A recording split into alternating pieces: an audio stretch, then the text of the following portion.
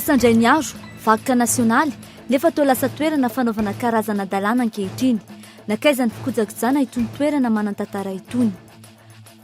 Andrasana ny zoma avy izao ny famoahany senita ny voka-pifidianana vonjinaika raha ny vokatra voaray hatreto tsy azo itovirana ny fihodinana faharoa amin'ny fifidianana filoham-pirenena. Ary farany atobitra ny fotoam-pahavaratra mbola tsy ampy ny fikarakarana ireo lakan-drano lehibe izay mahatonga ny fiakaran-drano eto an-drenivohitra.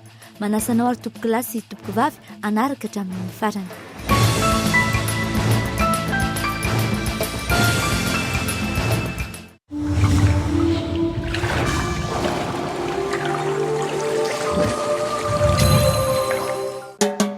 Azo trano ampilaminatsaina ve ianao? Nataonao mihitsy sy tolotry ny analogity trano misy jiro sy rano mafana zaridaina ary tonga ny fiara amin'ny vidiny tena mirary. Misy efitra telo na efatra arak'izay ilainao any an-dranomanilatra Tsirabe. Taravideny izao sahady angeny ankantony rehefa ho fenonao fanaka raiso tanana no avinao. Atso ny laharana 032 01 910 56 na midira ao amin'ny tranokala analogue.amg.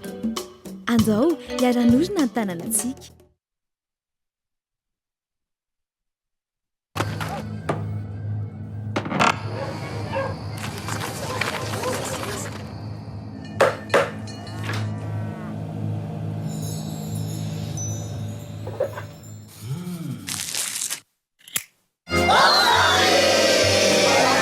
Montfleury, le vrai plaisir de beurre.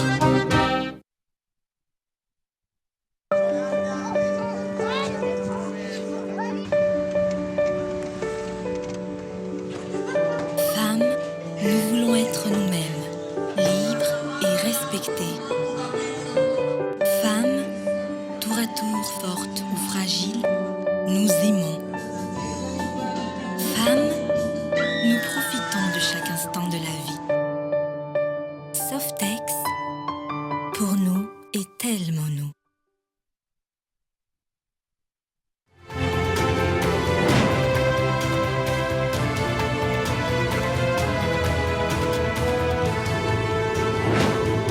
Tiwela.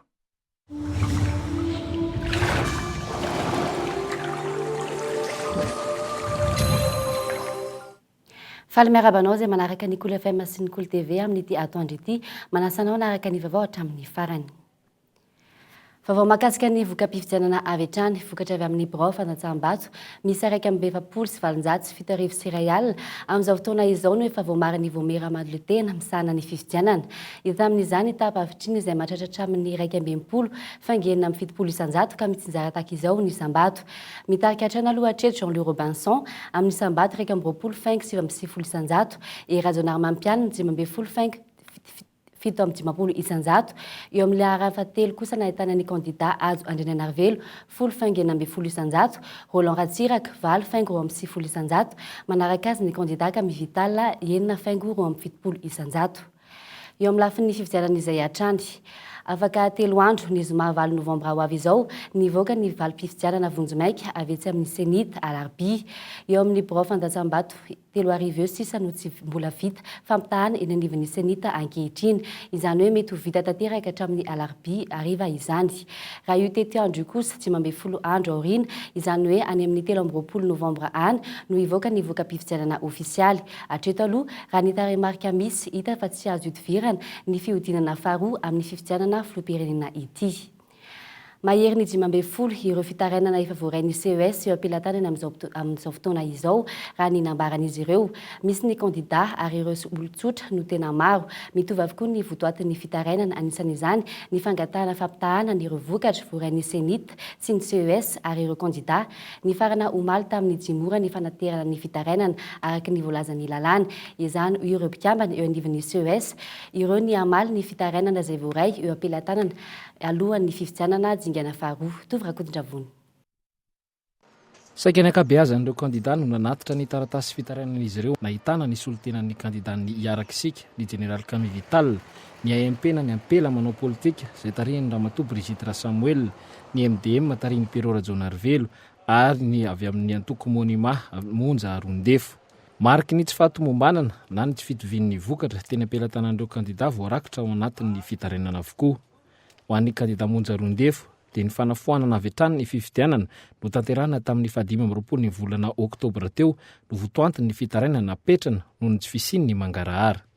Ny taratasy napetraka tamin'ny CS moa zany dia fitarainana na requête en annulation zany ny élection du 25 octobre 2013 teo fangatahana ny amerenana ny premier tour ny élection iny. Raha ny logiciel fotsiny koa zany no resahana dia nantenako zao miteny zao ohatra dia nahazo karaha-pifidianana telo amin'ny toerana telo samihafa any Ambolokandrina, any Antsakaviro, any Toliara. Zany hoe zany azo atao tsara ny mampifidy olona anankiray be da be zany ao anatin'ilay fandaminana nefany araka ny voalaza tany amin'ny voalohany dia le logiciel dia tsy tokony hahafahana manao an'izany. Ho an'ny General Kamy Vital izay efa nanambara ny isiany ny fiaramentan'ny kandida Yara Isalamba isiany mangarahara ny anivon'ny senita dia voarakitra ao anatin'ny taratasy fitarainan'izy ireo ny tsy fahatomombanana teo amin'ny birao mpandatsaham-bato. Araky ny tokony ho izy zany rehefa mahita zavatra tsy mandeha amin'ny laoniny dia manao requête zany ny candidat dia izay no mahita anao misy un certain nombre de bureaux de vote zany nahitana lesoko ary eritreretina fa tokony apetraka ho requête. Zany hoe mitarika amin'ilay fanofanana tanteraka ihany koa ny fifidianana ny candidat Yara Isalamba. Non, requête nge azonao atao na fifidianana iny na fifidianana nga moa voatery io tsy maintsy hitarika hoe fandrotanana le fifidianana. Raha toa moa ka hoe be da be loatra le lesoko na ohatran'izany eritreretina angamba fa tokony eritreretra kosa ny tokony andraikitra. Ho an'ny solotena ny candidat Perora Jenarvely kosa indray dia ny firaketana an-tsoratra izay voarain'ny candidat manamarina ny fitazonana ny laharana faharoa ao amin'ny faritra Atsinanana ano naterin'izy ireo tetsy amin'ny CES. Tsy mitovy velively amin'izany anefa ny vokatra navoaka ny senita. Na loatra ary no misy an'izao zay hipetraka demokraty folo zay natina azy tena kanefa kosa mba mieritreritra ihany zay tahaka eritreritra dia zay natonga anay nangataka zany amin'izao fotoana izao ny hoe asio zany confrontation ny ireo procès-verbaux ireo satria everinay fa tsy mety mihitsy izy ary tsy rariny satria manana zay zao am-pelatananay zay versinay apetrakinay any amin'ny fitsarana sy any ampanapaka ny zavatra io dia procès-verbaux tsy mifanaraka amin'ny zavatra mivoaka mihitsy le izy. Ho an'ireo olon-tsotra izay sendranay tetsy amin'ny biraon'ny CES dia ny fangatahana ny fanafoanana ny vatin'ny candidat laharana fahatelo no voarakitra ao anatin'ny fitarainana azay naterina izy ireo noho ny fampiasana fananam-panjakana ny fanaovana fampelezan-kevitra oren'ny fotoana no antony izay fangatahana ny fanafoanana ny candidat laharana fahatelo izay. Izay nahita fandikan-dalàna nandritra ny fifidianana sy ny fotoan'ny fampelezan-kevitra dia nametraka izay requête satria mino hoe ny olom-pirenena tsotra koa dia mahazo mangataka ny fampiarana ny lalàna. Disqualification na candidat. Numéro 3 fampiasana entam-panjakana, faneriterena mpiasam-panjakana, fanaovana fampelezan-kevitra ivelan'ny fotoana voafetra zany rehetra izany. Matombo tsanganeto manana proof ndehandeha fahatany akaty amin'ny fitsarana ve. Raha tamin'ny 10 ora izay nialanay teny amin'ny biraon'ny CES dia mbola maro ireo izay nanatitra fitarainana no milahatra eo amin'ny biraon'ny greffier. Ny fanontaniana mipetraka dia ny anandanja tokoa ve izay fahitana ny tsy fahatomombana napetraka ireo olon-tsotra na candidat izay. Ny filohan'ny CES rahateo izay efa nanambara fa mitsara araka ny lalàna sy araka ny fitoniana. Ary mbola maro moa ireo mpikambana eo anivon'ny kongresy ny tetezamita izay nandefa ny solotenan'izy ireo ihany koa nanatitra izay taratasy fitarainana tetsy anivon'ny CES tetsy Amboda izay. Pejy hafa kosa indray vakoka manantantara ilevenan'ny Premier Ministre teo aloha sy ny taranany ary Victoire Somanarivo olo-masina malagasy tokana ny fasandrainy aro nefa lasa tsinitsinina anaovan'ireo karazana adalàna sy fivarinana lavo rehetra filokana, fisotroana sy fifohana zava-mahadomelona fivarotan-tena efa voasikajin'ny ministera tompon'andraikitra ho vakoka nasionala ny fitsifasana ity tsy misy intsony ny fandraisana an-tanana sy fikarakarana azy fanadadinina Andriana Razanson. Miteriterina avoantany goavana dia goavana ity fasana naoriny Jean Laporte ho an'ny Prime Ministre Rainiaro ity. Tsy izy ihany fa ao ihany koa no misitrika ny taolam-balon'ny Prime Ministre Rainilay Arivony sy Rainy Voninahitry ny Ony ary ny zanak'izy ireo avy. fasan'olona manan-tantara eto amin'ny firenena araka izany ity toerana ity. Rehefa miditra ao anatiny tsy misy ahitana taratra izay mahavakoka azy. Misy mivarotra manoloana ny vavahady ary feno olona matoritory sy manao karatra ny manodidina. Fialambolinay zany tsy matahotra ve nareo hoe fasana ny eto akaikinareo eto? Zay efa tompon-tanana azonao. Dia tsy sarotiny ve ny olona mpiandraikitra n'ity faritra ity hoe lasa toerana filalaovana eto amin'ity faritra ity? Tsy sarotiny mihitsy satria efa 5 taona ny teto zany. Tsy vitsy amin'ireo olona miditra eto amin'ity toerana ity no manao maloto eto. Anisan'ny toerana ankafizin'ny mpifankatia ihany koa izy ity. Fantatra hoe inona ny ato amin'ity faritra ity? Ie, fantatra. Dia tsy mampaninona anao izay hoe? Tsy mampaninona anao. Voarara ny miakatra eo ambonin'ny fasana no izy toerana voatondro ho fidorohan'ny tanora manodidina zava-mahadomelina. Toerana iray anisan'ny tena ankafizin'ny ankizy mpilalao baolina kosa eto amin'ny tokotanin'ny pasana. Lalao rugby zao izay telo miralana tony. Fasandriniary ny toerana.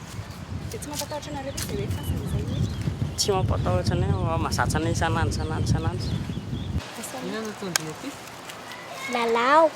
Dia inona lalao ataondry ato amin'ity faritra ity? Fanenjika. Raha oharina amin'ny any ivelany anefa, ankoatra ny mahariarian'ny firenena azy, anisan'ny sehatra tena mampidi-bola ny vakoka. Tsy azo idirana ny toerana manan-tantara toy itony raha tsy mahazo lalana manokana. Eto amin'ity toerana ity anefa tsy voara-maso ny fidirana. Efa teny ihany izay tany amin'ny fivondronana ka ity tsy na ny fivondronana nanao an'ity taloha. Dia ohatrany tsy nanao tsony koa ny fivondronana dia ndraisy ny orotana izay. Dia lasa koa ny orotana dia ilay vazaha tetindray ny nanao azy dia navita bara koa ilay vazaha dia tsisy nanao tsony zareo. Raha ny fanazavana azo tamin'ny tompona andraikitra tao amin'ny ministeran'ny kolontsaina sy ny vakoka, isy ny fanamboarana sy fanarenana amin'ny laoniny ny vakoka amin'ny taona 2014 iarahana amin'ireo taranaka rain'ilay Arivony. Ny tsy fahatomombanan'ireo foto-drafitrasa indrindra ireo lakan-drano lehibe no mahatonga ny fiakaran'ny rano eto an-drenivohitra. Tsy ampy raha teo ny fanadiovana izay anjara asan'ny komuna Antananarivo renivohitra ka mahatonga fahatsitsenana. Tsy nananakana ireo mponina ao Nosy Atsinanana andray andraikitra amin'ny fanalanana ireo loto nanetsina ny tatatra nefa izany hoentin'izy ireo miatrika ny fahavaratra ny Andro Andrianarso. 15 andro sisa dia higadona ny fahavaratra na dia efa ao anatin'ny vanim-potoana faharoa amin'ny manasara taona sika ahitana volinandro fahavaratra ny toetrandro. Orana iray alina monja nefa dia tondraka ny fokotanina Nosy Atsinanana. Antony andraisan'izy ireo andraikitra tamin'ny fanalana loto indrindra fa ireo karazana plastika izay tena manentsina ny tatatra. Le rano tsy mandeha mihitsy dia loto sy ny anina manjary lasa miteraka fanaviana sy anina ho an'ny ankizy. Moka betsaka. Tokony mba hitanana daholo le mpampiasa azy rehetra satria le kanala tsy voatery hoe andro olona anadio vao mba hisy karakara iandry karakara foana ve fa tokony tonga saina daholo indrindrindrindra ny fako ny sase tompona andraikitra daholo satria rehefa tonga ny orana zany dia lasa manjary mandrora amin'ny tsilamy dia mahavotena daholo. Antony maromaro ny mahatonga ny tatatra ho tsentsina raha nambarany tsara sitrapo nanakarama tamin'ny fanadiovana ny tatatra teny an-toerana. Amin'ny ankapobeny ny mponina manodidina ihany manary azy ireny. Ny voalohany dia ny fahavoritrany mponina. Ny faharoa manaraka an'izay dia fanangana mpiarabelona trano ao anaty kanalina tsy nahazahoana lalana. Ny fahatelo manaraka an'izay dia mifanotofa tany ary fahaefatra farany dia fikaran'ny tany na maharivo loatra zany ny kanalina C3 izay mana iny amin'ny andretany manodidina kolasina Nosy be mandrava tonga ny soavy masoandro iny izay varianany rano eto Antananarivo. Ny mponina rehetra ny ambany tanàna no miaina ao anaty maloto rehefa tondraka ny rano eto an-drenivohitra. Variana amin'ny politika ny mpitondra ankehitriny adino ireo laharam-pahamehana miantraika amin'ny vatana amin'ny fiainam-bahoaka toy ny fahadiovana sy ny fahasalamana. Mankasitraka anao nanaraka ny vaovao hatramin'ny farany amin'ny valora indray ny fotoanantsika manaraka. Veloma tompoko.